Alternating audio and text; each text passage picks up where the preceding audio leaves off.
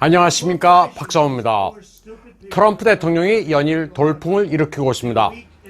중공 때리기가 효과를 발휘하고 있습니다. 미국 역사상 처음으로 중공을 철저하게 손을 보고 있는 용감한 대통령이란 인식이 확산되고 있습니다. 전 세계 아무도 하지 못한 위협을 이루고 있습니다. 중공으로부터 잃어버린 일자리를 되찾아 미국을 다시 위대하게 만들어줄 대통령이라는 것을 굳게 믿고 있습니다. 화웨이의 5G를 주저앉힌 데 이어 다시 일어나지 못하도록 IC칩 제조업체인 중시는 물론이고 설계 회사인 칭화즉광도 철저히 타격했습니다. 이제 트럼프의 다음 목표는 중공의 항공산업입니다.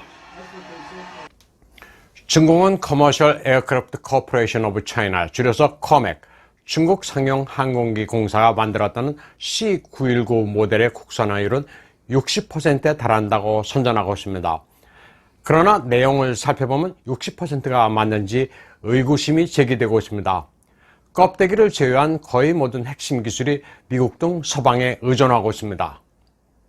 우선 엔진을 보면 미국 GE와 프랑스 사프란이 합작으로 설립한 CFM 인터내셔널이 개발한 립1을 채택하고 있습니다.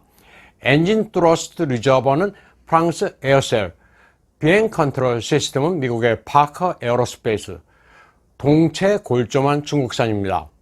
또 기상 레이더는 미국의 로크웰 콜린스, 전기 장치 역시 미국의 하니웰, 레이더 커버만 중국산입니다.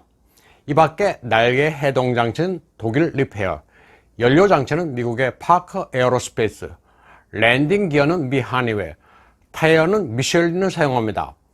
결국 중국이 만드는 것은 동체 골조와 주익 일부, 그리고 꼬리 날개의 안정판 정도에 불과합니다.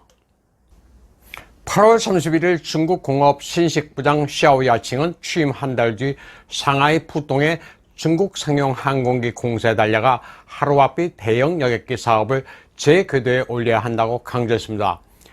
시진핑 총서기가 역점을 두고 있는 사업이기 때문입니다. 시진핑은 2014년 5월 C919 여객기를 시찰한 바 있습니다. 당시 시진핑은 C919 조종석에 올라 성능을 묻는 등 지대한 관심을 표명하면서 어떤 일이 있더라도 사업을 성공시켜야 한다고 강조했습니다. 2020년 2월 월스트리트저널에 따르면 트럼프 행정부는 GE에 대해 립1 항공기 엔진 부품의 대중공 수출을 금지하는 방안을 고려했습니다. 당시만 해도 미중 관계가 지금처럼 최악은 아니어서 금수 조치를 취하지는 않았습니다. 그러나 지금 미국은 중공에 목줄을 죄고 있습니다. 미국이 당장 금수 조치를 취하면 C919 민항기 사업은 완전히 좌초됩니다. 지금까지 6대 시제기를 제작한 중공은 이 항공기 개발에 무려 600억 위엔을 쏟아부었습니다. 2008년부터 개발에 주력했지만 핵심 기술은 갖추지 못했습니다. 그래서 유럽의 에어버스와 보잉을 끌어들였습니다. 두 회사에 대해 중공에 들어와 공장을 지을 것을 요구했습니다. 계속 유럽 에어버스에 가서 여객기를 사주겠다고 유인했습니다. 에어버스와 보잉을 비교해가며 흥정을 벌인 끝에 에어버스로 하여금 중공에 들어오도록 만들었습니다. 에어버스는 텐진에 공장을 설립합니다. 에어버스가 공장을 만든 이후 중공은 집요하게 기술을 요구합니다. 에어버스는 그러나 핵심 기술은 이전하지 않고 조립과 도장 정도를 허용합니다. 중공이 이런 과정을 거쳐 만들어낸 것이 C919입니다. 결국은 껍데기뿐인 국산 항공기입니다.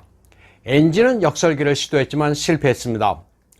미국의 프렛 휘트니, GE, 영국의 롤스로이스 정도만이 엔진 원천 기술을 보유하고 있습니다. 중화권의 관찰자들은 이제 미국이 중국산 항공기 제조 서플라이 체인을 봉쇄할 것으로 보고 있습니다. 거대한 상용기 시장을 중국이 분점하도록 놔두지 않을 것이라는 견해입니다. 아베 신조 전 일본 총리가 9월 16일 트위터 영상을 통해 그동안 성원해준 국민 덕분에 내각이 여러 과제에 도전을 할 수 있었다면서 사임 인사를 했습니다. 유감스럽게도 남겨진 과제도 있지만 그동안 국론이 분열될 수 있었던 어려운 과제에 도전해 성과를 이룬 일도 많다고 말했습니다. 그리고 그 모든 것이 어떤 어려운 때에도 변하지 않고 여러모로 모자란 자신을 응원해준 모든 분들의 덕분이라고 말했습니다.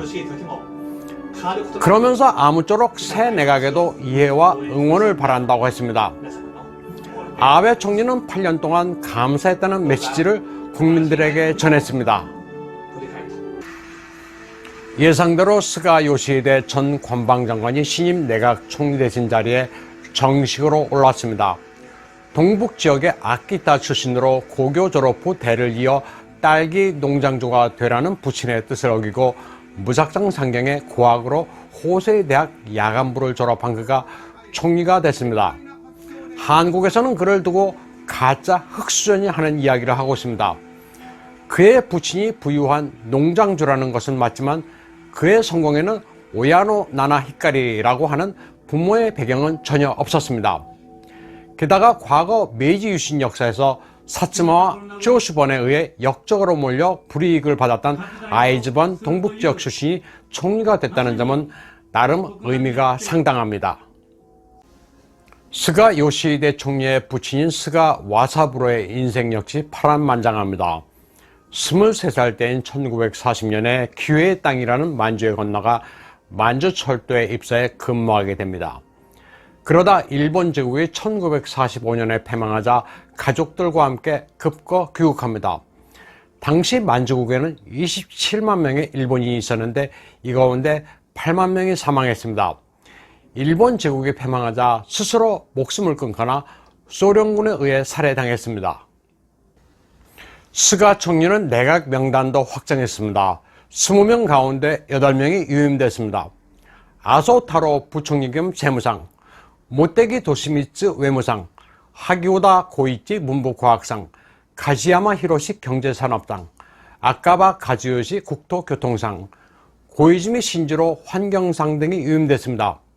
관방장관에는 가토 가츠노부 전 후생노동상이 임명됐습니다. 고노타로 전 방위상은 행정규제 개혁상으로 자리를 옮겼습니다. 신임 방위상에는 처음 입각하는 기시 노부오 전 외무부대신이 맡았습니다. 기시 노부오는 아베 신조 전 총리의 친동생으로 외과로 입양된 인사입니다. 기시 노부오는 스가 내각 대중공 정책의 바로미터로 평가되는데 초강경 매파입니다. 기시 노부오에 대해 타이완이 환호성을 지르고 있습니다.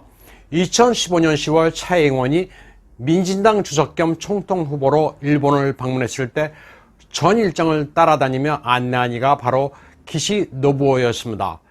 차이잉원이 아베 총리의 고향인 야마구치현을 방문하자 아베 총리는 친동생인 기시 노부오를 보내 융숭하게 맞이했습니다. 일본인 특유의 진심을 다해 손님을 맞는 오모테나시로 차이잉원이 총통 후보 시절부터 공을 들였습니다. 기시 노부오는 2020년 차이잉원 총통이 연임에 성공하자 주도쿄 타이완 대표부에서 직접 축하의 메시지를 전했습니다. 차이잉원 총통 각하와 라이칭더 부통령 각하의 승리를 축하한다면서 양국 간의 우호 협력을 더욱 강화해 나가자고 말했습니다. 또 우한 폐렴이 창궐하고 있는 가운데 타이완이 일본에 마스크를 지원해 준 데 대해서도 감사를 표했습니다. 타이완은 이 같은 기시 노부오가 방위상이 돼 더욱 강력하게 중공을 견제해 줄 것으로 기대하고 있습니다. 아베 전 총리의 외가 쪽 기시 가문은 타이완과 인연이 아주 깊습니다. 아베 전 총리의 외조부 기시 노부스케 전 총리가 장개석, 송미령 부부와 함께 찍은 사진입니다. 1969년 기시 노부스케는 타이완을 극비리에 방문한 적이 있습니다. 타이완이 유엔에서 퇴출된 게 71년이니 3년 전입니다. 당시 노부스케는 국제정세의 변화를 내다봤습니다. 중공이 유엔에 가입해 타이완이 추방될 경우 중화민국이라는 국호를 포기하고 타이완 공화국이라는 이름으로 유엔에 잔류하는 방안을 건의했다고 합니다. 기시 노부스케는 2차 대전 이후 전범으로 처형된 도조 히데키 내각에서 상공 대신으로 일한 적도 있고 만주국에서 활약한 적도 있지만 석방됐습니다. 역사의 아이러니이긴 한데 한때 적이었던 국민당 정부의 장개석과도 돈독했고 중화민국의 운명을 걱정해준 인사였습니다. 자칫 전범으로 처벌받을 수도 있었던 기시노부스케가 장개석과 미국 편을 드는 쪽으로 변신하고 총리까지 했으며 그 자손이 다시 조부의 정책을 이어가고 있습니다. 복잡하게 변한 국제정세 속에서 세계관을 유연하게 바꾼 한 가문의 역사가 서려 있습니다. 오늘 방송은 여기까지 하겠습니다.